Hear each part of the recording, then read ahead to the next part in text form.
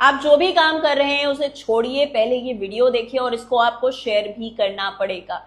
एक phone number बता रही हूं आपको, 7340921702।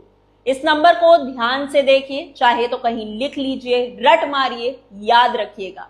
पाकिस्तान इंटेलिजेंस ऑपरेटिव्स इस नंबर का इस्तेमाल कर रहे हैं भारत की खुफिया जानकारी निकालने के लिए। ये एक इंडियन नंबर है जिसका इस्तेमाल व्हाट्सएप के जरिए किया जा रहा है भारत के ऑपरेशन सिंदूर और पाकिस्तान के खिलाफ भारत की प्लानिंग जानने के लिए। आपको इस नंबर से बिल्कुल दूर रहना है। अगर आपके पास इस नंबर से कोई कॉल आए तो बिल्कुल मत उठाइएगा।